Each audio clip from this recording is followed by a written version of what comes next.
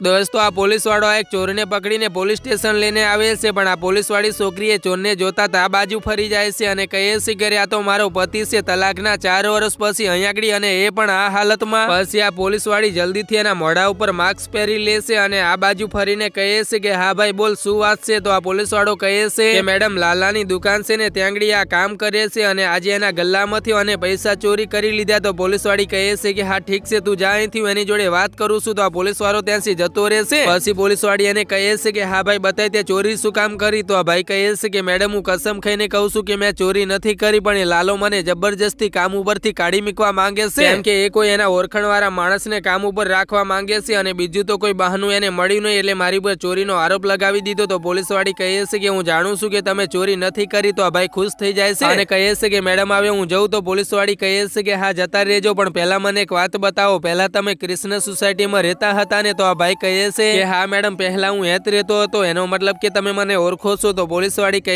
છે કે ના, હું તમારી પત્નીને ઓળખું છું, અમે બે સાથે ભણેલા છે અને 1-2 વાર હું તમારી સોસાયટીમાં પણ આવેલી છું. તો આ ભાઈ કહે છે કે વાહ મેડમ, તમે તો મારી પત્નીના ઓળખીતા જ નીકળ્યા, ચલો હવે હું જઉં. તો પોલીસવાળી કહે છે કે અરે સાંભળો, જ્યાં સુધી મને ખબર છે કે તમે સારો એવો બિઝનેસ કરતા હતા, ગાડી પૈસા બધું તમારી પાસે હતું, તો એવું તો શું થઈ ગયું કે તમારે અત્યારે કપડાની દુકાન ઉપર કામ કરવું પડે છે? તો આ ભાઈ કહે છે કે કંઈ નહીં મેડમ, બિઝનેસમાં થોડું નુકસાન થઈ ગયું હતું, એના લીધે મારું દેવું વધી ગયું અને થોડો ખરાબ સમય આવી ગયો, ચલો હું જઉં છું. તો પોલીસવાળી ફરીથી એને રોકી લે છે અને કહે છે કે તમે મને ખુશ નથી દેખાઈ રહ્યા, તમારી પરેશાની તમે મને બતાવી શકો છો? હું એક પોલીસવાળી છું અને મારા બહુ મોટા કોન્ટ્રાક્ટ છે, હું તમને કઈ નોકરી અપાવી શકું છું. તો આ ભાઈ કહે છે કે મેડમ, હું તમને શું બતાવું, મારી જે જૂની પત્ની હતી એ બહુ સારી હતી, પણ મેં એને તલાક આપી દીધા અને બીજી છોકરી સાથે લગ્ન કરી લીધા. પણ મને શું ખબર કે એ છોકરી પૈસાની બહુ લાલચુ હતી, એ મને પણ મારા પૈસાને પ્યાર કરતી હતી. એક દિવસે મેં ખાલી એને થપ્પડ મારી તો એને મારી પર જૂઠો કેસ લગાવી અને મારી બધી પ્રોપર્ટી હડપી લીધી. તો આ સાંભળીને આ છોકરીનું માર્ક્સ ખોલી નાખે છે. પણ હવે તો આગળ જે થયું એ જોતા પહેલા એ અંબે માતા, જે પણ કોઈ આજે આ વિડીયો પર એક લાઈક કરીને ચેનલને સબસ્ક્રાઇબ કરીને ઘરમાં કોઈ દિવસે ધનની કમી ના રહેવા દેતા અને કોમેન્ટની અંદર જય માતાજી જરૂર લખી દેજો. પછી આ ભાઈની પત્નીને જોતા તેની માફી માંગવા લાગે છે. તો પત્ની કહે છે કે હું તમને માફ કરી દઈશ, પણ મારી એક શરત છે. તો પતિ કહે છે કે હું તારી બધી શરત માનવા તૈયાર છું, તું મને માફ કરી દે. તો પત્ની કહે છે કે તમારે ફરીથી મારી જોડે લગ્ન કરવા પડશે. તો પતિ કહે છે કે મેં તારી સાથે આટલું ખોટું કર્યું તો પણ તું મારી સાથે લગ્ન કરવા માંગે છે અને તે હજુ સુધી લગ્ન નથી કર્યા? પત્ની કહે છે કે ના, હજુ મેં લગ્ન નથી કર્યા. આપણા તલાક થયા પછી હું મારા ભાઈના ઘરે ગતી રહી હતી અને મારું ભણવાનું ચાલુ રાખ્યું અને મારી નોકરી લાગી ગઈ. પછી આ 2 જણા ખુશ થઈને એમના નવા જીવનની શરૂઆત કરે છે.